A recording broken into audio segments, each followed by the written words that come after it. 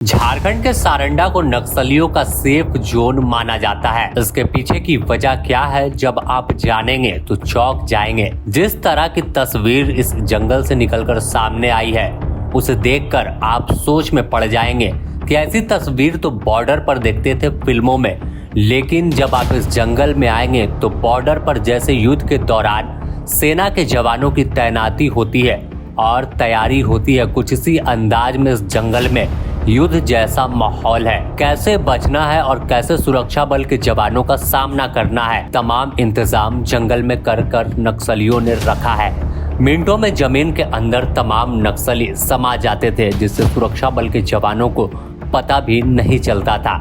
लेकिन अब अभियान आक्रामक रूप में आगे बढ़ रहा है और निर्णायक लड़ाई कुछ सुरक्षा बल के जवान टारगेट को अपने सेट करते हुए आगे बढ़ते जा रहे हैं। इस दौरान कई बार आईईडी ब्लास्ट कर सुरक्षा बल के जवानों को नक्सली टारगेट भी कर रहे हैं। बावजूद नक्सलियों के खात्मे को लेकर सुरक्षा बल के जवान आगे बढ़ रहे हैं और इसी अभियान के दौरान इस जंगल में ऐसे बंकर और ऐसे घातक जानकारी सुरक्षा बल के जवानों को मिले, जिसके बाद डीजीपी भी चौंक गए।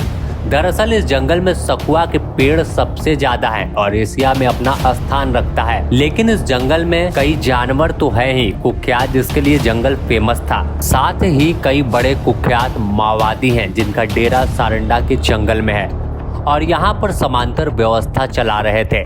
जितनी बड़े माओवादी इस इलाके में हैं, उनका ठिकाना यही जंगल बताया जाता है। अब माओवादियों के खात्मे के लिए विशेष अभियान चलाया जा रहा है, तो इसमें नक्सलियों तक पहुंचने के लिए सुरक्षा बल के जवान को काफी जद्दोजहद करना पड़ रहा है, काफी कठिनाई हो रही है। लेकिन जवानों का हौसला बुलंद है और नक्सलियों के खात्मे को लेकर लगातार आगे बढ़ रहे हैं। नक्सली जो पूरी तैयारी के साथ जंगल में बैठे हैं, वह सुरक्षा बल के जवानों को देखते ही हमला करते हैं और आईडी ब्लास्ट कर गोली चला देते हैं। लेकिन सुरक्षा बल के जवान ताबड़तोड़ उनका जवाब दे रहे हैं। इन सब के बीच अब डीजीपी खुद तमाम अभियान की मॉनिटरिंग कर रहे हैं और निर्णायक लड़ाई को अंजाम तक पहुंचाने में सुरक्षा बल के जवानों का हौसला बढ़ाते दिख रहे हैं। इसमें जंगल में हर दिन नई नई चीजें देखने को मिल रही है। नक्सली कैसे रहते हैं और कैसे इतने लंबे समय से सारंडा ही सेफ जोन बन गया था। इस मामले में डीजीपी ने बताया कि अभियान में लगातार सफलता मिली है और आगे बढ़े नक्सली पीछे हट रहे हैं। जंगल काफी बड़ा है और यही वजह है कि नक्सलियों तक पहुंचने में थोड़ा समय लगा, लेकिन अब उनके करीब हैं और नक्सलियों के रहने से लेकर युद्ध जैसी स्थिति अंदर बनाई गई थी, उसे सुरक्षा बल के जवानों ने कब्जा कर निस्त नाबूद कर दिया है। जंगल में 16 बंकर मिले थे, जिसकी तस्वीर हमने पहले भी दिखाई थी। कैसे नक्सलियों का बंकर है, वो फिर एक बार आप पहले तस्वीर देख लीजिए।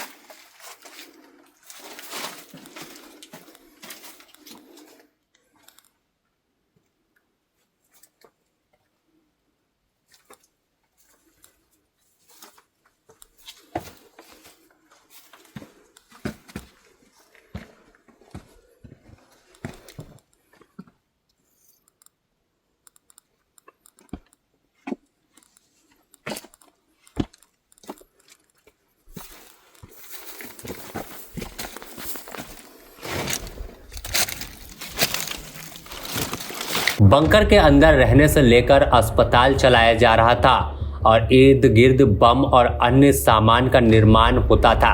बंकर घर जैसा था। इसे देखकर डीजीपी भी खुद चौंक गए हैं और इसे बड़ी कामयाबी मान रहे हैं। अभी हाल की जो तस्वीरें सामने आई हैं बंकर पे सर बात करना चाहेंगे। सर ये किस तरह के बंकर हैं, कैसे डेवलप किए गए होंगे, ये क्या इंगित करते हैं कि कैसा सल्तनत इनका रहा होगा यहाँ पे? सल्तनत कभी लेकिन इसमें मेन चीज़ क्या है कि पुलिस का जब अटैक हो रहा है वहाँ पे, तो इन लोगों को उससे बचने के लिए इन्होंने ज़मीन में खोद करके ऊपर लकड़ी के वो पल्ले लगा करके अंदर एक जगह बनाई। उसमें दवाइयाँ रखना, इंजर्ड लोगों का इलाज करना, इवन प्रिंटर भी वहाँ पे मिले हैं। ये उसका प्रयोग बेसिकली एक डिफेंसिव पोजीशन में करते हैं। जैसे कभी कभी हमला हो रहा है तो हमारी ओर से कोई ग्रेनेड फायर किया गया तो उससे बचने के लिए फिर लोग बंकर में घुस जाते हैं। इसी के लिए ये लोग प्रयोग करते हैं बंकर का। अभी सर बहुत बड़ी कार्रवाई हो रही है, कितने बंकर वगैरह हाल फिलहाल अगर 16 बंकर बरामद हुए कल। और इसमें मुझे लगता है, देखिए हमारा जो ऑब्जेक्टिव था सरंडा ऑपरेशन का मोटा मोटी अचीव हो चुका है, क्योंकि वो जो मंकी रिजर्व फॉरेस्ट जहाँ पे हमारे को जाना था, जिसके रास्ते में ये लोग का उन्होंने ब्लास्ट वगैरह करने का प्रयास किया, हमारे को नुकसान पहुँचाया, वहाँ तक हम लोग पहुँच चुके हैं। हमारी फोर्सें वहाँ तक आ गई हैं। अब ये लोग वहाँ से भी हट करके कोई दाहिने बाएं छुपे हुए हैं, हम लोग प्रयास कर रहे हैं कि इनको हम लोग चिन्हित कर लें। मुझे कहते हैं ना 100 सुनार की एक लोहार की, जिस दिन हमारे हाथ चढ़ गए हम लोग सबका इलाज कर देंगे। तो अब जिस तरह से सिर्फ नक्सली का सेफ जोन इस एरिया को माना जा रहा था, अब चौतरफा कार्रवाई हो रही है तो हर दिन नक्सलियों को चोट पहुंचाया जा रहा है। कई बड़ी सफलता इस जंगल में मिली।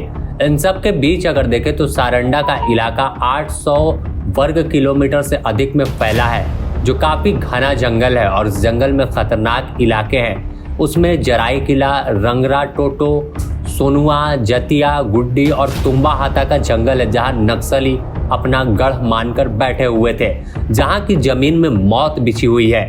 इस जंगल में सुरक्षा बल के जवान तो शहीद हुए ही है, लेकिन आम ग्रामीण भी अपनी जान गंवा चुके हैं, जिनकी संख्या करीब 22 के करीब है। कई बार सुरक्षा बल के जवान मोटरसाइकिल से ही अभियान पर निकलते हैं तो वो भी बम के शिकार हो जाते हैं। इस जंगल में 60 से बड़े नक्सली जो हैं वो भ्रमणशील हैं। बताया जाता है कि करोड़ों का इनामी कुल्हान का बड़ा जो नेता है और शीर्ष माओवादी है, बूढ़ा पहाड़ के बाद एक कुल्हान को अपना सेफ जोन मानकर यहाँ मुख्यालय स्थापित किया था। 1 करोड़ के इनामी नेताओं का भी बसेरा इसी जंगल में है। सूत्रों की माने तो इस जंगल में मिसिर बेसरा 1 करोड़ रुपए का इनामी है। अनमोल दा, टेक विश्वनाथ, माचू चमन, अजय महतो, अगेश एगेसिया, अश्विनी जैसे कुख्यात कमांडर मौजूद है, जिनके पास गोरिल्ला जवानों की मौजूदगी होती है। यानी उनके तैनात जो सुरक्षा में रहते हैं नक्सली, तो उन्हें गोरिल्ला जवान कहते हैं। बताया जाता है कि नक्सलियों के पास अब ज्यादा हथियार नहीं बचे। आईईडी ही उनका आखिरी सहारा है, क्योंकि पूरे जंगल की घेराबंदी कर दी गई है और उन तक कोई हथियार भी नहीं पहुंच रहा है। बचे हुए आईईडी को अपनी जान बचाने के लिए इस्तेमाल कर रहे, जिससे सुरक्षा बल के जवानों को टारगेट करते हैं। लेकिन अब दिन वह दूर नहीं है जब इस जंगल पे पूरी तरह से कब्जा सीआरपीएफ और झारखंड पुलिस का होगा। Bureau report, the news post, Ranchi.